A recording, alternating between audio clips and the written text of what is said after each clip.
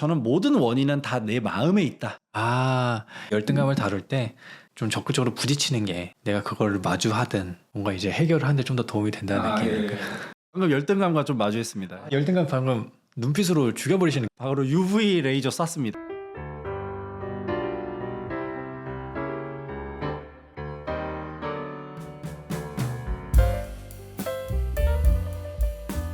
그 형님의 경우에는 이제 열등감이 어쨌든 간에 뭐 순기능과 역기능이 있다고 한다면은 좀 그런 어떤 부분에서 좀 좋은 게 있다고 생각하시나요? 그러한 요소들을 어떻게 인식하냐면 지금의 내가 생기게 된 원인으로만 생각해요. 지금의 나를 만들어준 하나의 과정, 환경. 그렇죠. 그러니까 예를 들어 이런 거예요. 누군가가 부자예요. 부잣집 아들이에요. 얘는. 그래서 얘는 나보다 노력을 덜 했는데도 너무 좋은 대우를 받아요. 난 얘보다 똑똑한데 얘는 국제학교 가서 학기당 8천만 원씩 처발라가지고 국경대 나왔어. 나오면 어디서는 인정받고. 어디서는 인정받고 막 싱가포르 가가지고 국제 유명한 기업 브랜치에서 일하고 한국 들어오면 삼성에서 모셔가. 그래서 난 얘랑 대화해보면은 내 기준은 얘 나보다 못한다. 멍청인데. 열등감이 들지만 저는 그걸 어떻게 생각을 하냐면 얘를 이렇게 키워낸 얘 부모님, 이 부모님이 가진 재산을 형성하기 위해 노력한 그 위에 부모님, 그 조상의 그 최초의 누군가는 아메바? 졸라 노력했을 거 아니에요. 그 아메바는 번식하려고 막 자웅동체 막 그러니까 그 최초로 노력한 그 사람이 되자 내가. 내 후손은 언젠가 이런 대접을 받을 수 있도록 내가 여기서부터 시작을 하자. 그러니까 열등감이 아니라 오히려 통찰을 하는 거죠. 이 열등감의 시작은 어딜까? 내가 왜 쟤를 부러워하고 난 쟤보다 나은데 왜 쟤는 저런 대접 받아야 돼라고 열등감을 느낄까 했을 때 저거 당연한 거야. 왜냐면 쟤가 누리고 있는 저 환경, 제 피지컬 이거는 다 그 조상들이 피와 땀나게 노력한 목숨을 걸고 만들어낸 총량이잖아요. 그 누적되잖아. 그럼 내가 그 누적을 만들자. 그렇게 함으로써 저는 그 열등감을 동력으로 써요. 아, 그러니까 그냥 나를 지금 둘러싸는 현실이나 환경일 뿐 이거에 내가 영향을 받기보다는 이걸 바탕으로 더 발전하고 성장하자. 그렇죠. 그리고 그거를 꼭 기한을 짧게 둘 필요도 없어요. 왜냐하면 저 친구가 저렇게 떵떵거리면서 좋은 대접 받으면서 좋은 환경에서 자라게 만든 그 부모는 혹은 그 부모의 부모든 그래서 막 천년 위로 올라갔어.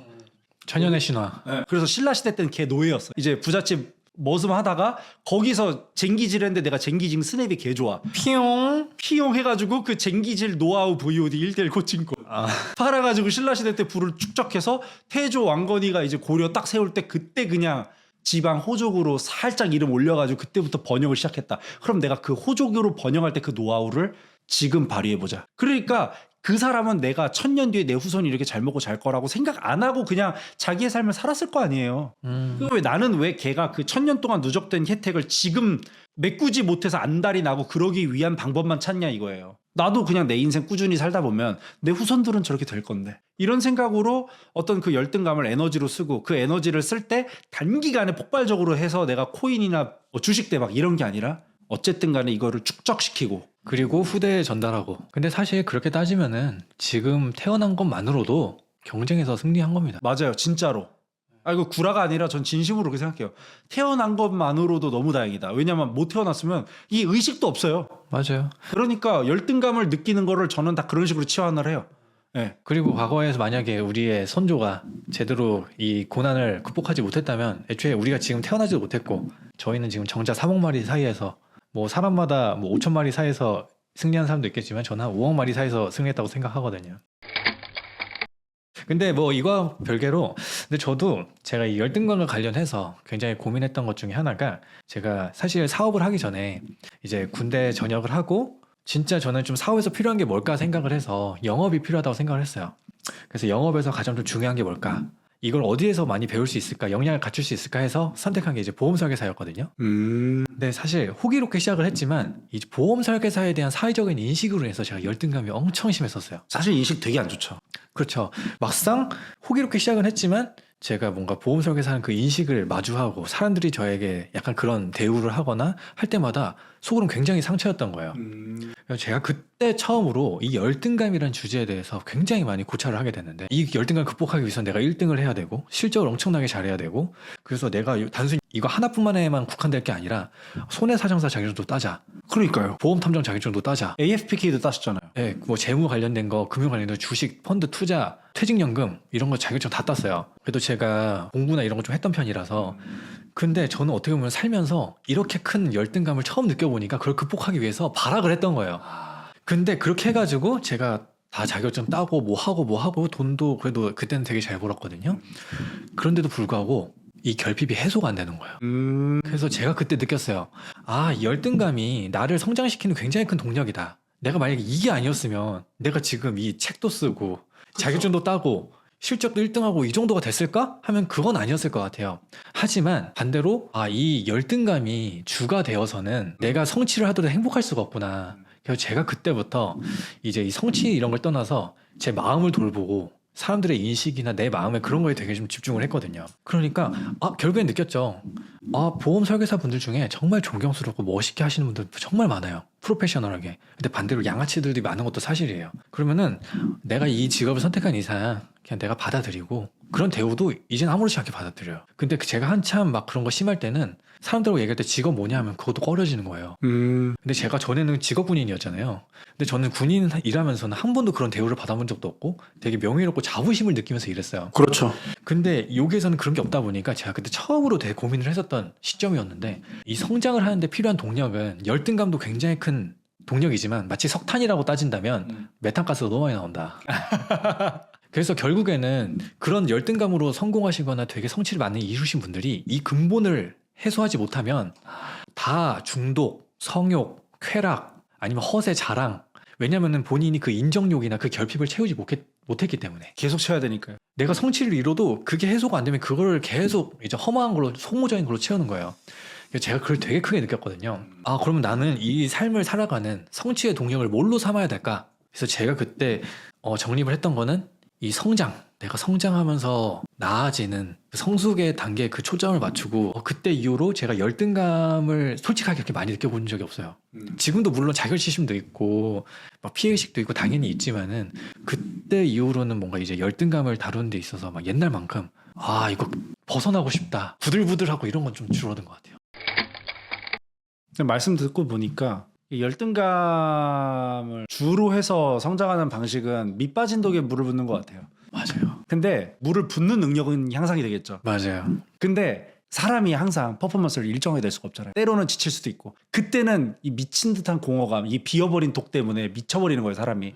그러니까 어찌 보면 지금 말씀하신 방향성은 이 독을 내가 이제 이 깨진 독을 조금 메워보자. 네, 맞습니다. 메워가는 훈련도 동시에 해보는 것 같네요. 물을 많이 넣으면서도 그 아래를 내실을 잘 다지는 그런 쪽에 좀 초점을 맞췄던 거죠. 그래서 이게 사실 제대로 들여다보지 못하면은 알 수가 없는 게 이게 지금 물이 퍼지는 게 그냥 내가 무슨 좋은 영향력을 행사하고 있다라고 생각을 하겠지만 이게 독이 깨져가지고 새 나오는 물인지 아니면 이게 내실이 이렇게 단단히 차오른 항아리에서 물이 흘러 넘쳐서 사람들한테 이 낙수 느낌으로 좋은 영향이 가는 건지는 사실 자세히 들여봐야 알 수 있죠. 그래서 열등감이 강해서 목적 지향적으로 행동하다 보면은 뭔가 주변의 사람들의 뭔가 너무 이기적으로 행동하거나 주변 사람들을 챙기지 못하거나 이런 상황들도 많이 생길 수 있잖아요. 맞습니다. 그래서 정말 천천히 가더라도 산탄하게 가야 된다. 그러면은 자연스럽게 내 주변에 좋은 사람들이 생기고 그 과정 속에서 자연스럽게 인정 욕구, 존경 욕구 이런 서로의 정서적인 충족감이 되면서 같이 성장을 하면은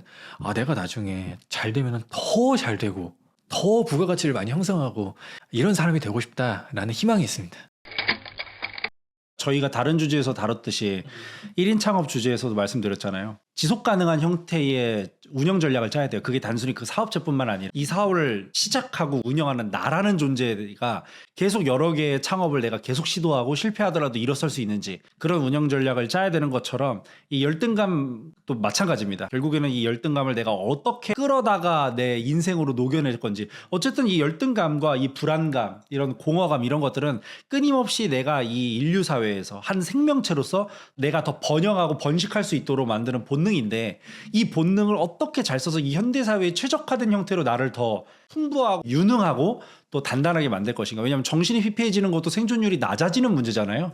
그렇기 때문에 돈도 돈이고 성취도 성취인데 결국에는 정신적이고 정서적인 부분에 있어서 이게 좀 단단해질 수 있는 방향으로 이어질 수 있는 그런 지속 가능한 유지보수가 아주 용이한 형태로 나를 바꿔 나가는 것이 열등감을 해소하는 방식인 것 같아요. 너무 이렇게 단기간에 보톡스 맞아가지고 피부 보톡스 맞아서 해결하거나 아니면 코에다가 수수깡 넣어가지고 바로 그냥 나 좀 이제 멋있지 하는 것보다는 나의 생각을 더 바르게 하고 나의 뭐 먹는 음식이나 운동을 열심히 하면서 살짝 시술이 들어갈 때 이 시너지가 나는 거지. 그냥 뭐 대가리 박아버리고 필러 그냥 주사 맞아버리면은 그냥 이상한 코쟁이 되는 거죠. 맞아요. 자, 그래서 사람의 그릇이라고 한다면 이 그릇을 진짜 내실 있게 단단하게 만들어 나가는 과정도 필요하다라는 그런 생각을 많이 했습니다. 지금 그러면은 그 열등감으로부터는 지금 어떤 상태인지. 열등감 그 자체. 말은 그렇게 했지만 그 자체다. 예, 뭐 물론 저도 열등감이 있긴 한데 다행히도 저는 열등감을 해소하는 약간 기술 같은 느낌이라면 저는 저만의 세상에 집중하는 방식으로 좀 많이 극복을 합니다. 뭔가 남들하고 자꾸 비교하고 남들이 잘된 모습을 자꾸 찾아보지 않고 전 그래서 일단 인스타를 아예 안 해요. 인스타 아예 안 하고 커뮤니티 이런 것도 아예 안 해요. 다 탈퇴했어요. 유일한 SNS 유튜브. 근데 유튜브는 또 제가 보는 피드만 나오기 때문에 저는 막 그런 잘 안 보거든요. 그냥 재밌는 것만 봐서 네. 아니면 지식이나 정치 이런 것만 보기 때문에 그래서 열등감보다는 저는 그냥 오히려 나만의 세계에 집중해서 내 인생. 왜냐면 나는 남의 인생에 의식으로 들어가서 할 수 없고 남도 마찬가지니까 난 내 인생 잘 살면 되지 뭐 알바야? 죽으면 아무도 기억 못하는 인생인 거 왜 그렇게 남 눈치 신경 써? 약간 이런 생각도 듭니다. 그래서 제가 뭐 열등감 그 자체라고 얘기는 했지만 그래서 사실 그때 이후로 열등감에서 좀 많이 벗어났다는 느낌이 솔직히 들어요. 그럼 우등감? 평등감. 그래서 여하튼 간에 어떤 이런 열등감은 우리 대한민국 남자들이 많이 찌들어 있고 또 이런 것 때문에 뭐 M4 세대라는 말도 나오고 또 뭐 우리나라는 개판이다. 특히 이제 사대주의도 약간 그런 면에서 많이 발현되는 부분도 있는데 사실 실제로 들여다보고 객관적으로 들여다보면 꼭 그렇지만도 않고 오히려 축구를 가장 잘하는 그 모델을 보려면 전 세계에서 가장 유명하고 제일 축구 잘하는 일부 리그 팀을 봐야죠.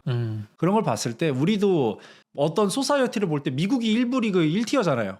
그럼 미국을 보면 사실 얘네들도 물론 비교하고 열등감이 있지만 실질적으로는 얘네들도 그냥 각자 자기 집, 각자 자기 게러지에서 창업하는 사람 엄청 많고 세상 물정 몰라도 돼. 뭐 내가 하고 싶은 거 내가 도전하겠다는데 뭐 알바야. 이런 느낌으로 좀 살아야 될 것 같아요. 우리나라 사람들 너무 비교하고 그러니까 아직도 집단주의적으로 하니까 이 인지 부조화 때문에 열등감은 점점 증폭하고 그러면서 그게 내 선에서 통제가 안 되니까 이제 사회 탓, 남 탓, 뭐 이런 식으로 나가는 것 같은데 저는 모든 원인은 다 내 마음에 있다.